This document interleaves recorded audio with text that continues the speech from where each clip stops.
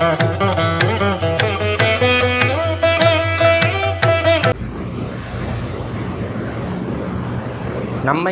ஒவ்வொரு நாளும் ஒவ்வொரு சனமும் நவகிரகங்கள் ஆண்டு கொண்டிருக்கின்றன என்பதற்கு இப்போ ஒரு சின்ன ஒரு உதாரணம் சொல்கிறேன். இந்த ஒரு இடைவேளையில் பேசி கொண்டிருக்கும் பொழுது நமது மதிப்பிற்குரிய சகோதரர் பூபதிராஜன் ஒரு செய்தி சொன்னார். இந்த நாற்காலி, நான் அமர்ந்திருக்கக்கூடிய இந்த நாற்காலி இத்தனை காலமாக வாடகைக்கு எடுக்கப்பட்டிருந்தது, இப்பொழுது சொந்தமாக ஒரு நாற்காலி வாங்கப்பட்டு விட்டது அப்படின்னு ஒரு செய்தி சொன்னார். இதில் ஒரு சூட்சமம் இருக்கு. என்ன சூட்சமம்னா, மிதுனம் அப்படின்னா அதனுடைய அந்த சின்னம் என்ன, சிம்பல் என்ன? மிதுனம் இரட்டையர், 2 பேர். ஜெமினி ஸ்டுடியோ இருந்தது இல்ல, ஜெமினி ஸ்டுடியோடைய அந்த நிர்வாகி யார், கர்த்தா, அவர் மிதுன குணம்.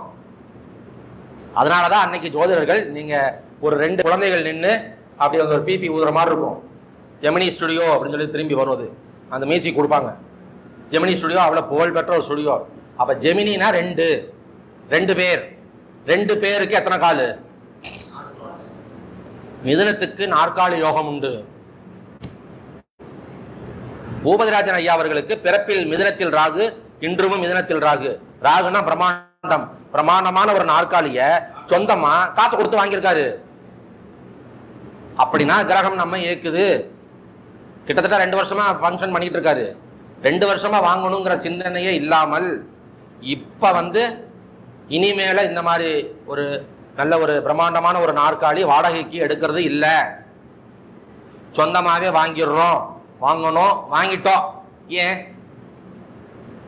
மிதுனத்தில் ஜாதகர் பிறந்த போது அங்கிருந்த ராகு 18 வயது நடந்து கொண்டிருக்கும் போது ஒரு முறை அதே மிதுனத்திற்கு விஜயம் செய்தார்.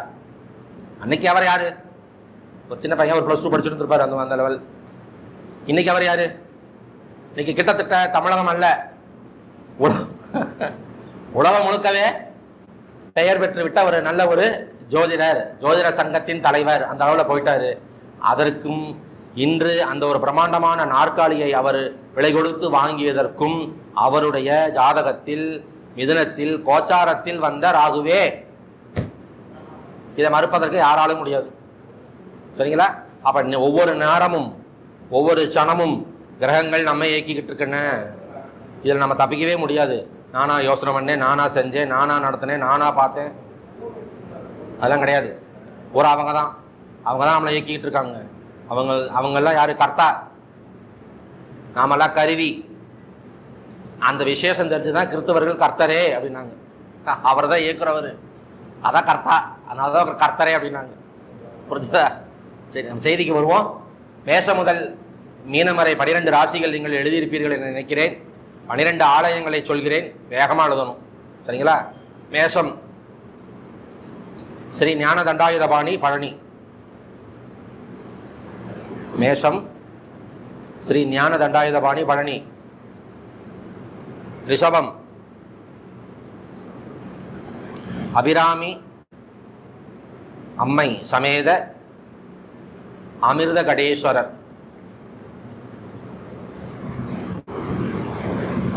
அபிராமி அம்மை சமேத அமிர்த கடேஸ்வரர், திருக்கடையூர்.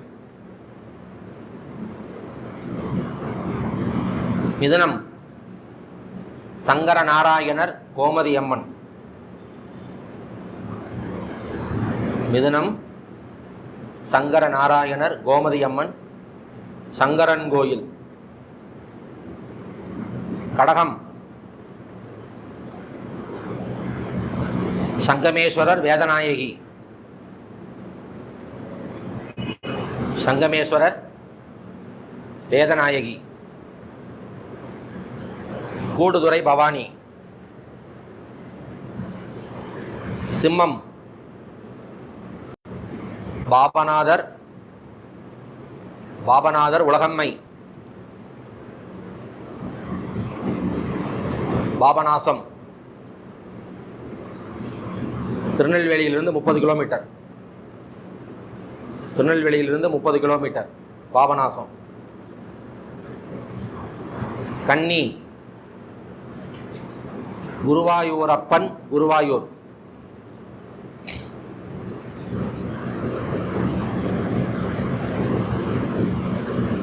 துலாம் ஸ்ரீ பிரசன்ன வெங்கடாஜலபதி, ஸ்ரீ பிரசன்ன வெங்கடாஜலபதி.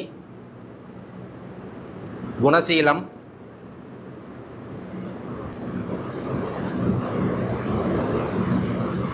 திருச்சி டு முசிறி சாலை போட்டுக்கங்க. திருச்சி டு முசிறி அந்த வழியில் ஒரு 15 கிலோமீட்டர் தூரத்தில் குணசீலன் ஒரு ஸ்தலம் இருக்குது. குணசீலன் என்ற ஒரு தவசி தவம் செய்ததற்கு இணங்க அவருக்கு காட்சி தந்த திருப்பதி ஏழுமலையான் ஸ்ரீ வெங்கடேச பெருமாள் அவரது வேண்டுகோளை ஏற்று இன்றும் அங்கிருந்து அருள் பாலிக்கிறார். இந்த ஸ்ரீ குணசீலத்தில் இருக்கக்கூடிய ஸ்ரீ பிரசன்ன வெங்கடாஜலபதிக்கு ஒரு அற்புதமான ஒரு பலன், ஒரு மகிமை என்னவென்றால், திருப்பதியில் வேண்டுதல் செய்து அதை குணசீலத்தில் செலுத்தலாம், அவர் ஏற்றுக்கொள்வார். குணசீலத்திலே நீங்கள் ஒரு வேண்டுதல் வைத்து அதை திருப்பதியில் செலுத்தினால் அந்த வேண்டுதல் அங்கே கணக்கில் ஏறாது. அந்த அளவுக்கு கிட்டத்தட்ட திருப்பதியை விட வீசம் அதிகமான சக்தியும் மகிமையும் பெருமையும் உள்ள தலம் குணசீலம் பிரசன்ன வெங்கடாஜலபதி. இது எந்த ராசிக்கு? துலாம். விருச்சகம் என்னங்க? ஆமாங்க, விருச்சகம். ஸ்ரீ பிராணநாதேஸ்வரர் மங்களாம்பிகை, ஸ்ரீ பிராணநாதேஸ்வரர் மங்களாம்பிகை திருமங்களக்குடி, சூரியனார் கோவில் அருகில். கும்பகோணம் இருக்கிற சூரியனார் கோயில், சூரியனார் கோவில் வந்து 1 கிலோமீட்டர். அங்கே இருக்கக்கூடிய இறைவனுடைய திருநாமம் பிராணநாதேஸ்வரர், தாயின் திருநாமம் திரு மங்களாம்பிகை, ஸ்ரீ மங்களாம்பிகை. அது வந்து விருச்சக ராசிக்கு உண்டான தெய்வம். தனுசுக்கு ஸ்ரீ சரபேஸ்வரர் ஆலயம், திருபுவனம், கும்பகோணம். மகரம்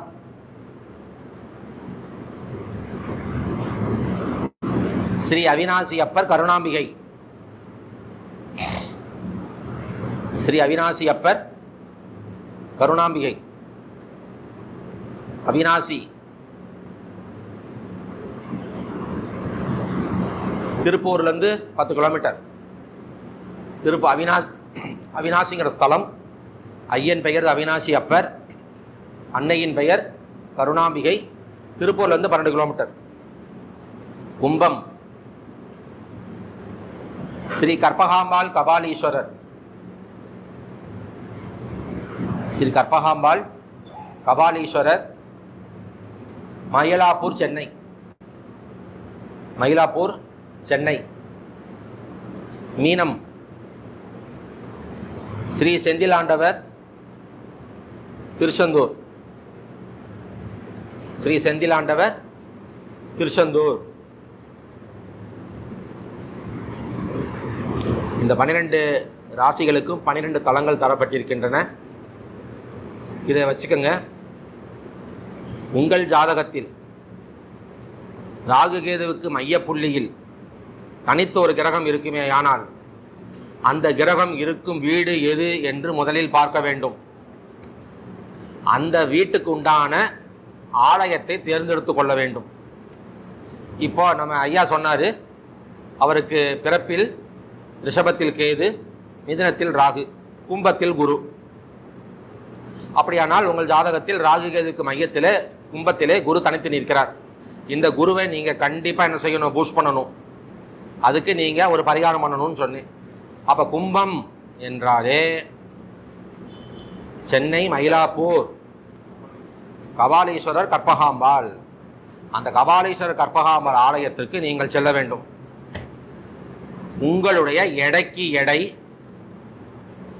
குருவின் தானியமாகிய கொண்டக்கடலை தரணும். இதுதான் பரிகாரம்.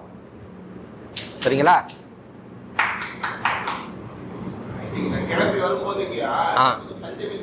இன்னைக்கு பஞ்சமி.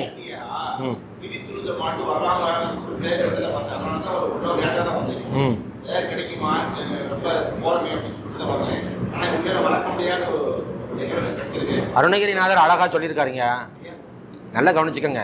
அருணகிரிநாதர் அழகா சொல்லியிருக்காரு, நாலன் செய்யும் இடைதான் என் செய்யும்.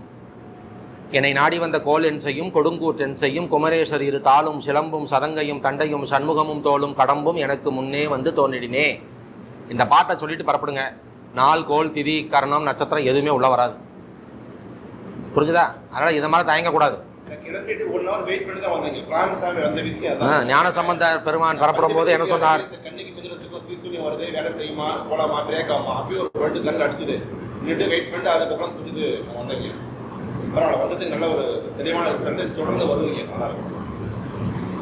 ஞான சம்பந்த பெருமான் வந்து பெறப்படும் போது ஞாபகரசத்தை தடுக்கிறாரு. நாளும் கோலும் சரியில்லை அப்படின்னு சொல்லி.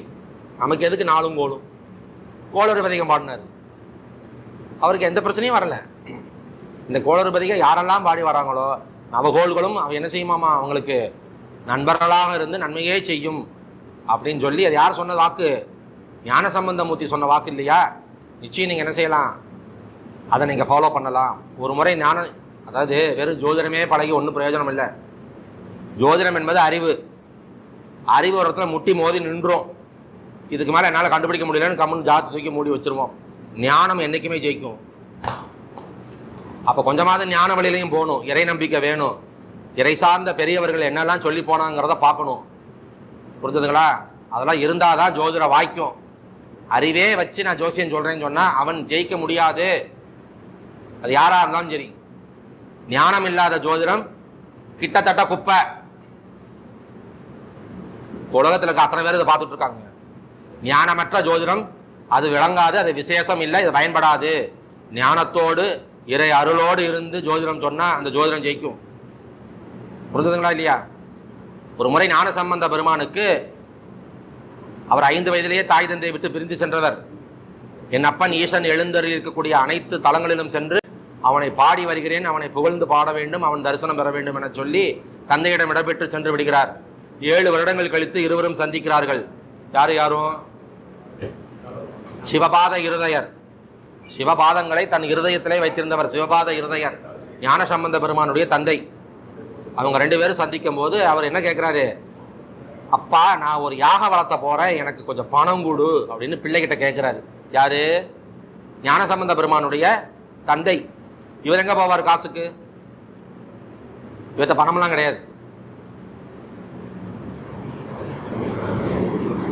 ஒன்று செய்யலாப்பா, வாங்க நம்ம 2 பேரும் போய் எங்க அப்பா கிட்ட சொல்லி நான் பணம் வாங்கி தரேன் அப்படின்னு ஆரமா ஞான சம்பந்த பெருமான். புரியலையா? ஞான சம்பந்த பெருமான்ட்ட பணம் கேட்கறது யாரு? பெற்ற தந்தை. ஆனா ஞான சம்பந்த பெருமான் என்ன சொல்றாரு? 2 பேரும் போவோம், எங்க அப்பாட்ட பணம் வாங்கி தரேன்னு கூட்டிட்டு போய் எங்க போறாரு? திருவாடுதுறை வராரு.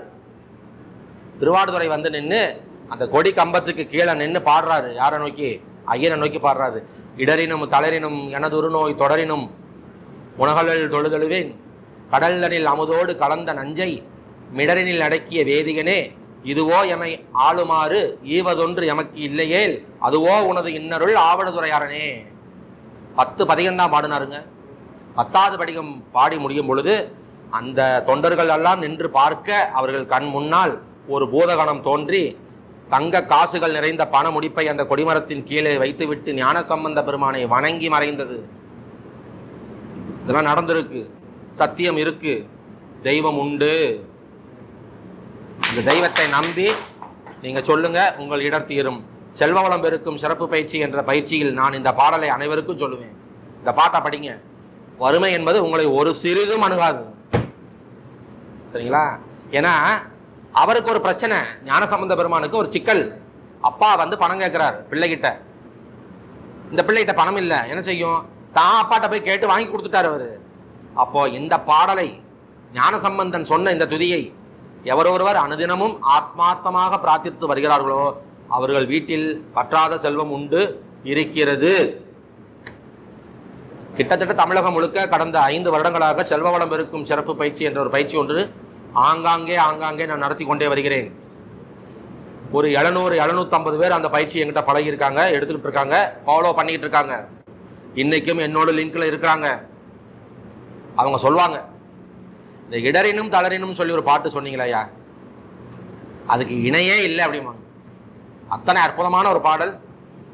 அது உட்காந்து பாடினாலே அடுத்த நிமிஷம் என்ன ஆகுது? எப்படியோ எங்கேயோ இருந்து ஒரு அமௌண்ட் வந்துடுது. எங்களுடைய பிரச்சனைகள் பேலன்ஸ் ஆகிடுது, டேலி ஆகிடுது. அது உண்மையிலே ஒரு மிகப்பெரிய வரப்பிரசாதம் அப்படிம்பாங்க. ஸோ அறிவோடு இருந்து நீங்கள் ஜோதிடம் சொல்லுங்கள், நிச்சயம் இறை அருளும் நீங்கள் பெற்றுக்கொள்ள வேண்டும் என்பதற்கு இந்த ஒரு செய்தியை சொல்லி உங்களை வலியுறுத்துகிறேன். அடுத்த செய்திக்கு போகலாம். கிட்டத்தட்ட விருச்சகத்துக்கு உண்டான தெய்வம் வந்து பிராணநாதேஸ்வரர், ஸ்ரீ மங்களாம்பிகை, திருமங்கலக்குடி, சூரியனார் கோவில் அப்படின்னு எழுதியிருக்கீங்க. அடுத்தது கூட என்ன எழுதிட்டீங்க? தனுசு எழுதியாச்சு, மகரம், கும்பம், மீனம் எழுதியாச்சு. புரிஞ்சுதா? 12 ஆலயங்களுக்கும் 12 ராசிகளுக்கும் உண்டான ஆலயங்கள் நீங்கள் எழுதியாச்சு. உங்கள் ஜாதகத்தில் உங்கள் வீட்டில் சொந்த பந்தங்கள், பிள்ளை, மனைவி, கணவன் யார் ஜாதகத்திலும் ராகு கேதுவுடைய அச்சுக்கு நடுவில் சென்டர் பாயிண்ட்ல ஒரு சிங்கிள் பிளானட் இருந்தால் உடனே அந்த வீட்டினுடைய பெயர் என்னன்னு பாருங்க. இங்கே கொடுக்கப்பட்ட அட்டவணையில் அந்த ராசிக்கு உண்டான ஆலயம் என்ன பாருங்க. அவ்வாறு தனித்து இருக்கக்கூடிய கிரகம் என்னன்னு பாருங்க. அந்த ஆலயத்திற்கு போய் அவ்வாறு தனித்து நிற்கும் கிரகத்தினுடைய தானியத்தை உங்கள் எடைக்கு எடை நீங்கள் தர வேண்டும். இப்ப ராகு கேதோட ஒரு கேள்வி உங்களுக்கு கேட்கிறேன், நீங்க பதில் சொல்லணும். ராகு கேதுடைய மையப்புள்ளியில சூரியன் இருக்கு. ஒரு ஆலயம், அந்த ஆலயத்தை அந்த ராசி பிரகாரம் நீங்க கண்டுபிடிச்சிட்டீங்க. அந்த கோவிலுக்கு போறீங்க, அங்க போய் என்ன செய்யணும்? உங்க எடைக்கு எடை தினேஷ் நீங்க சொல்லுங்க. ராகு கேதோட மையப்புள்ளியில சூரியன் இருக்காரு. அந்த சூரியன் ஒரு கோட்டாகாது, சிங்கிளா இருக்காரு. அது எந்த ராசி பார்த்தாச்சு, அந்த ராசிக்கு உண்டான கோவில் பார்த்தாச்சு. அந்த கோவிலில் போய் எடைக்கு எடை ஒரு தானியம் தரணும். என்ன தரணும்? அதான் சூரியன் நிற்கிறாரு, கோதுமை தரணும். சந்திரன் பாதிக்கப்பட்டிருந்தால் அரிசி தரணும், பச்சரிசி, நெல். செவ்வாய் என்றால் துவரம்பருப்பு, புதன் என்றால் பாசிப்பருப்பு, குரு என்றால் கொண்டக்கடலை, சுக்கிரன் என்றால் மொச்சை, சனி என்றால் எள். சில ஆலயங்களில் துலாபாரம் இல்லை. நான் சொன்ன 12 ஆலயத்திலும் துலாபாரம் இருக்குன்னு சொல்ல முடியாது. சில ஆலயத்தில் துலாபாரம் இல்லை. துலாபாரம் இருக்கோ இல்லையோ, இப்படி செய்யறதுக்கு வேற ஒரு வழியும் சொல்லித்தரேன் பாருங்க. எந்த கிரகம் பாதிக்கப்பட்டிருக்கோ, ராகு கேதுவின் மையப்புள்ளிகள் தனித்து நின்று எந்த கிரகம் பாதிக்கப்பட்டிருக்கோ அந்த கிரகம் நிற்கும் ராசியின் ஆலயத்திற்கு சென்று உங்கள் எடைக்கு எடை அந்த கிரகத்தின் தானியத்தை தரணும். அதான மேட்ரு. இப்ப இவருக்கு என்ன தரணும்? கொண்டக்கடலை தரணும். எங்க தரணும்? எந்த ஆலயத்தில் தரணும்? சென்னை மயிலாப்பூர்ல இருக்கக்கூடிய கற்பகாம்பாள் உடனுடைய கபாலீஸ்வரருக்கு தரணும். நீங்க ஒரு 70 கிலோ இருக்கீங்க வச்சுக்கலாம். 70 கிலோ கொண்டக்கடலை இங்க இருந்து வாங்கிட்டு போறதுங்கிறதுலாம் கொஞ்சம் சிரமம். அங்க போய் வாங்கி கொடுக்கறது ஓகே, அது ஒரு இடத்துல வாங்கி ஆட்டோ எடுத்து போய் கோயிலுக்குள்ள போய் அதெல்லாம் செய்யணும். ஒரு ஷார்ட்கட் சொல்லித்தரேன். 2 கிலோ கொண்டக்கடலை வாங்கிக்கோங்க. அதை எடுத்துட்டு போங்க. ஐயரை பார்த்து ஐயர்கிட்ட சொல்லி, சுவாமி இதை ஏதாவது ஒரு நைவேத்தியம் மாதிரி பண்ணி இறைவனுக்கு படைத்து நீங்க எல்லாருக்கும் கொடுத்துருங்க அப்படின்னு சொல்லிடணும். எத்தனை கிலோ? 2 கிலோ. நீங்க எத்தனை கிலோ? 80 கிலோ இருப்பீங்க. மிச்சம் எவ்வளவு கிலோ இருக்கு? 78 கிலோவுக்கு அன்னத்தை மார்க்கெட் ரேட் என்ன? அந்த அமௌண்ட்டை ஐயா உண்டியல்ல போட்டு வணங்கிட்டு வந்துடும். அது அங்கே போய் சேர்ந்துடும், அவருக்கு கணக்கில் சேர்ந்துடும்.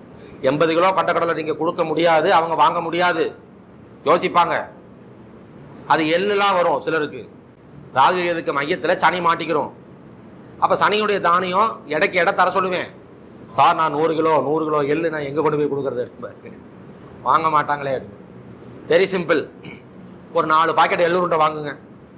நேராக போய் ஆலயத்தில் போய் கொடிமரத்துக்கிட்ட வச்சு நமஸ்காரம் பண்ணிட்டு அந்த எள்ளுருண்டை பாக்கெட்டை உடச்சி 10 பேருக்கு வாரி கொடுத்துட்டு அந்த எள்ளுக்கு உண்டான காசை உண்டியல போட்டு வணங்கிட்டு வந்துருங்க அப்படின்றவேன். அப்படி செஞ்சு வந்து பலன் பெற்றிருக்கிறாங்க. கிட்டத்தட்ட எப்பவுமே என்னோட வகுப்புகள் ஆகட்டும், இந்த மாதிரி பொது கூட்டங்கள், சபைகள் எங்குமே நான் ஒரு செய்தி சொன்னால் அந்த செய்தி பல முறை சோதிக்கப்பட்டு அது உண்மை என்று தெரிந்த பிறகுதான் அந்த செய்தியவே நான் சொல்லுவேன். சும்மா காத்தோட்டமாக சொல்லிட்டு போகிறதில்லை. எத்தனையோ கிளைண்ட்ஸுக்கு நான் இந்த மாதிரி பரிகாரங்கள் சொல்லி அந்த பரிகாரத்தை செஞ்சு அந்த குறிப்பிட்ட ஆலயத்துக்கு சென்று அந்த குறிப்பிட்ட தானியத்தை எடைக்கு எடை தந்து அவர்கள் பிரச்சனை தீர்ந்திருக்கிறது. உங்கள் ஜாதகத்திலும் அவ்வாறு பிரச்சனை இருந்தால் அந்த குறிப்பிட்ட ஆலயத்துக்கு சென்று அந்த பிரச்சனையை நீங்கள் தீர்த்து கொள்ளுங்கள். இதில் இன்னொன்று சொல்கிறேன், எத்தனை தடவை செய்யணும்? கேட்கல. ஏன் கேட்கல? இல்லை, ஒரு தடவை எப்போ இப்போ ஆரம்பிக்கிறீங்களோ அதை தொட்டு 7 வருடங்கள் 7 முறை செய்யணும். புரிஞ்சதா? இல்லைம்மா, ராகு கேதுவுக்கு மையத்தில் ஒரு கிரகம் இருந்து அந்த கிரகத்துக்கு பரிகாரம் செய்கிறதுக்கு ஒரு ஆலயத்துக்கு போகிறீங்க. ஒரு பரிகாரம் தானே. அந்த அவருக்கு குரு இருக்குல்ல ராகு கேதுக்கு மையத்தில், அவர் கபாலீஸ்வரர் கோவிலில் போய் அவர் எடைக்கு எடை கொண்டக்கடலை தரணும். எத்தனை முறை? 7 வருஷம் 7 தடவை செய்யணும். இந்த குற்றம் யாரால் வந்தது? ராகு கேதுவால் வந்த குற்றம். ராகுக்கும் கேதுக்கு என்ன கேப்பு? 7 ராசி 7 வருஷம் பண்ணணும். அதான் மேட்ரு. எல்லாத்திலும் சூட்சமும் இருக்கும். ஆரோகண அவரோகண கதிகளை கிரகம் இறங்கி ஏறுது. நாங்கள் அவங்களுக்கு ஒரு ஆய்வின் போது அவங்களுக்கு ஒரு மதிப்பெண் தருவோம். அப்போ உச்சி வீட்டில் நின்று உச்சத்தில் நிற்கிற ஒரு கிரகத்துக்கு ஒரு மதிப்பு கொடுத்தா அதனுடைய அடுத்த வீட்டுக்கு அந்த கிரகம் இறங்கி வந்தால் அதோட மதிப்பு கொஞ்சம் குறையுது. அது மெல்ல நீசத்தை நோக்கி நகர்ந்துகிட்டு இருக்குன்னு அர்த்தம். சூரியன் மேஷத்தில் சித்திர மாதம் உச்சம், ரிஷப மாதம் வைகாசி கொஞ்சம் பவர் குறையுது இல்லையா? ஆனி ஆடி ஆவணி புரட்டாசி ஐப்பசியில் நீசம். அப்போ உச்சத்தில் ஒரு மதிப்பெண் கொடுத்தால் நீசத்தில் ஒரு மதிப்பெண் வரும். கொஞ்சம் கொஞ்சமாக குறைச்சிக்கிட்டே வரணும். எங்கள் ஐயா சொல்வார், 9 மார்க்கு குறைச்சிக்கிட்டே வாடா அப்படின்பாரு. அது என்னங்க 9 மார்க் குறைக்க 10 குறைங்கண்ணே அப்படின்னு. மேசத்தில் சூரியன் இருந்தால் 90 மார்க்கு, ரிஷபம்னா 80, மிதுனம்னா 70, 10 குறைங்கண்ணே. அது என்ன 9 குறைக்கிறீங்க? சொல்வார், உனக்கு அவ்வளோதான் அப்படின்பாரு. என்னங்க சாமி, ஒரு ராசியை விட்டு மறு ராசிக்கு ஒரு கிரகம் வர வேண்டும் என்றால் 9 பாதங்களை கடக்கணும். அதனாலதான் 9 மார்க்கு குறைக்க சொல்றேன். உனக்கு அவ்வளவுதான் அப்படின்பாரு. அத்தனை சூட்சுமமான மனிதர், அத்தனை ஞானம், மிகப்பெரிய ஒரு அறிவுள்ளவர் அவர்.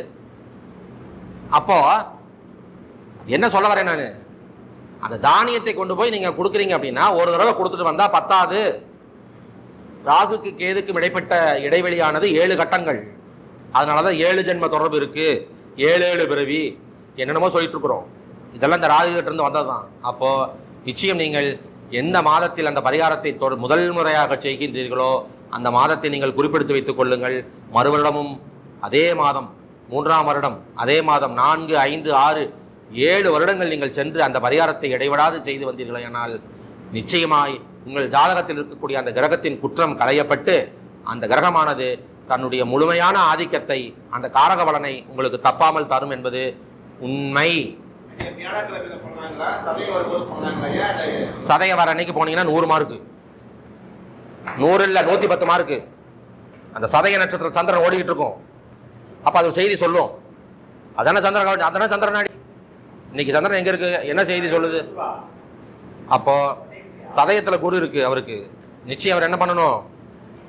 சதய நட்சத்திரம் வர நாள்ல நீங்க போகலாம், நற்பலன் தரும். அதெல்லாம் இல்லை. இன்னொன்று கூட செய்யுங்க. கும்பத்தில் தானே குரு, கும்பம், மிதுனம், துலாம், இந்த 3 மாசத்துல ஏதோ ஒரு மாசம் போகலாம். திரிகோண மாதங்களிலே சூரியன் வரும்போது, அதாவது மாசி மாசம், ஆனி மாசம், ஐப்பசி மாசம், இந்த 3 மாசத்துல ஏதோ ஒரு மாசம் போகலாம். கிட்டத்தில் ஐப்பசி வருது, கிட்டத்தில் ஐப்பசி வருது. ஐப்பசி மாசம் போயிட்டு வாங்க, 7 ஐப்பசி போங்க. நிச்சயமாக உங்களுக்கு ஒரு அற்புத பலன் கிடைக்கும் என சொல்லி அடுத்ததாக ஒரு செய்தி சொல்றேன்.